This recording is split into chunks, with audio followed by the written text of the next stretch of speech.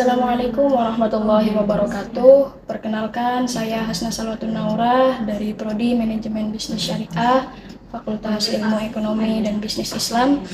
Di sini saya akan mewawancarai Pak Nasiruddin selaku dosen Fakultas Syariah tentang isu-isu terkini yang sedang ramai dibicarakan. Sebelumnya saya akan mengambil satu tema tentang tragedi Kanjuruhan yang mengakibatkan korban berjatuhan akibat ulah aparat pengaman stadion yang salah mengambil tindakan. Nah, di sini tragedi Kanjuruhan itu terjadi pada tanggal 1 Oktober 2022 di Stadion Kanjuruhan, Malang, setelah pertandingan antara tuan rumah Arema FC melawan Persibaya dengan skor akhir 3-2. Nah, saya di sini akan menanyakan Bapak perihal tanggapan Bapak mengenai tragedi Kanjuruhan tersebut, bagaimana Pak? Oke, makasih. Assalamualaikum warahmatullahi wabarakatuh. Suara saya terdengar dengan baik ya. Yang pertama, saya ikut menyampaikan bela sungkawa terhadap para korban, baik yang meninggal. Semoga Allah menempatkan mereka di tempat yang terbaik sesuai dengan amal mereka. Kemudian bagi para korban yang luka-luka, semoga juga segera diberikan kesembuhan, sehat kembali. Keluarga dari para korban diberikan ketabahan, kesabaran. Secara umum sebenarnya sudah banyak diulas terkait dengan ini. Jadi tragedi Kanjuruhan itu kan hasil investigasinya itu salah satu penyebab utamanya adalah karena adanya gas air mata. Artinya walaupun ada pemicu lain yang terkait dengan itu, ada supporter yang masuk lapangan, tetapi sebenarnya itu tidak bisa dijadikan alasan ya oleh pihak pengamanan untuk menembakkan gas air mata yang sebenarnya secara regulasi pun sebenarnya dilarang. Artinya FIFA sudah punya regulasinya untuk membubarkan massa atau untuk menyelesaikan potensi kerusuhan supporter itu tidak boleh menggunakan gas air mata. Tapi ini sepertinya ada informasi ya yang terkait dengan regulasi ini yang mungkin tidak sampai di tingkat pelaksana teknis di tingkat lapangan. Atau misalnya sampai tetapi ternyata dilanggar. Nah itu maka apapun itu saya kira tindakan aparat yang terkait dengan penanganan terhadap potensi kerusuhan di Kanjuruhan itu tidak tepat. Apalagi yang ditembakkan adalah massa yang ada di tribun. Yang itu sebenarnya mereka justru tidak punya keinginan ya untuk melakukan rusuh, karena yang ada potensi rusuh yang masuk lapangan, tetapi yang ditembak dengan gas air mata adalah yang ada di tribun. Yang itu sebenarnya mereka kondisinya tidak ingin membuat rusuh. Yang itu akibatnya adalah karena gas air mata itu punya dampak yang sangat besar terhadap fisik dan juga psikisnya para supporter yang ada di tribun. Mereka harus pengen lari untuk keluar dari stadion, pada pintunya tertutup, maka akhirnya banyak yang terinjak-injak, banyak yang kemudian menghirup asap dan gas itu yang dampaknya ke mata, ke pernafasan juga luar biasa. Ada anak-anak, ada wanita yang itu ketika kena tembakan gas air mata itu dampaknya sangat buruk kepada mereka. Jadi Di satu sisi itu memang ada potensi lain penyebabnya, tetapi yang jelas reaksi atas potensi kerusuhan itu tidak tepat menurut saya. Jadi apalagi dan akhirnya kan banyak korban yang sampai 130 lebih ya. Iya. Yang itu tentunya ada pihak-pihak yang sejak dari awal memang tidak melakukan tugas sesuai dengan aturannya. Pasti ada yang salah dalam melakukan penanganan itu. Lalu apakah berdasarkan pengambilan keputusan dalam penanganan kerusuhan tadi ada kaitannya dengan perpolitikan, Pak? Saya tidak melihat ke arah sana. Jadi saya tidak melihat ke arah sana supaya persoalannya tidak terlalu melebar gitu ya, tidak terlalu melebar. Tapi ini murni ada persoalan teknis di lapangan, pemahaman atas aturan yang tidak sesuai dengan yang seharusnya. Termasuk kemarin temuan bahwasanya gas air matanya kan sudah kadaluarsa, punya dampak yang buruk, ada yang sampai matanya merah sampai hampir buta dan seterusnya. Yang itu tentunya kita tidak, kalau saya melihatnya jangan sampai membawa persoalan itu terlalu melebar ke arah yang lain, misalnya ke arah politik misalnya. Tidak, ini murni bahwasanya peristiwa itu karena ada yang tidak profesional dalam menangani, baik di tingkat pimpinannya, entah itu di Kapolda ataupun di Kapolsek atau di pengarah lapangannya. Pasti ada pihak-pihak itu yang tidak profesional dalam menangani itu. Ketika tidak profesional maka kemungkinan dampak negatifnya pasti akan besar. Lalu apakah tragedi yang terjadi kemarin menjadi tragedi yang paling kelam di antara tragedi yang pernah terjadi di Indonesia, Pak? Kalau di Indonesia ya, jadi di Indonesia itu adalah korban yang paling besar yang pernah terjadi terkait dengan olahraga secara umum dan juga sepak bola. Bahkan di tingkatan internasional di dunia pun ini sudah peristiwa yang dengan korban nomor 2 di dunia. Tetapi yang pertama itu kan terjadi lama, artinya dengan teknologi yang sekarang sudah berkembang, kemudian dengan regulasi dan pengamanan yang seharusnya baik FIFA maupun PSSI maupun pengamanan harusnya kan sudah mengantisipasi segala risiko negatif yang muncul. Ini harusnya kan tidak akan terjadi, tetapi ternyata terjadi dengan teknologi yang sudah maju, dengan pemahaman yang harusnya sudah tinggi, tetapi kok terjadi. Bagi saya ini sangat buruk ya, sangat buruk, mencoreng nama baik Indonesia dan olahraga di Indonesia, terutama sepak bola secara khusus. Apakah ini menjadi kesalahan dari PSSI selaku bibit dari dunia sepak bola Indonesia ini, Pak? Yang karena dengan kurangnya menginformasikan peraturan dengan standar FIFA terutama di bagian keamanan, apakah itu juga menjadi salah satu faktor penyebab terjadinya tragedi itu?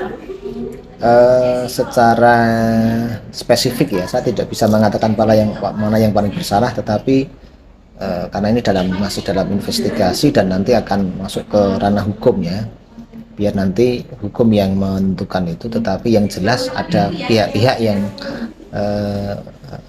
semestinya ikut bertanggung jawab, dan PSSI adalah salah satunya, bukan satu-satunya ya. Ada PSSI, ada PT Liga, kemudian ada pihak keamanan, ada kemudian penyiaran ya, mungkin juga dari koordinator supporter atau apa, yang itu semuanya saya yakin harus perlu dimintai informasi dan konfirmasinya, sehingga nanti penegak hukum bisa menentukan sebenarnya siapa yang paling bertanggung jawab atas hal itu, siapa yang paling perlu untuk mengatakan bahwasanya ya kami bertanggung jawab atas peristiwa ini dan siap untuk menerima segala risikonya. Itu harus ada. Walaupun saya yakin tidak hanya satu pihak, pasti ada beberapa, karena tidak mungkin penyelenggaraan event itu hanya melibatkan satu atau dua pihak, pasti ada banyak pihak dan semuanya ikut punya andil ya. Kalau berhasil ya semuanya andil itu, kalau ada peristiwa ini semuanya juga punya andil keterlibatannya, besar atau kecilnya nanti biar dibuktikan di secara hukum ya, di pengadilan siapa yang harus bertanggung jawab ini secara penuh. Lalu menurut Bapak tentang tindakan pemerintah terhadap para korban dengan mengunjungi keluarga duka, membantu membiayai seluruh perobatan, itu bagaimana Pak? Oke, ini pasca tragedi penanganan terhadap korban saya kira sudah bagus ya, artinya pemerintah daerah dengan pemerintah pusat sudah berkoordinasi untuk menangani para korban yang di Malang, Surabaya dan sekitarnya ya, Malang dan sekitarnya pemerintah Jawa Timur secara umum saya kira sudah menangani ini dengan cukup baik ya,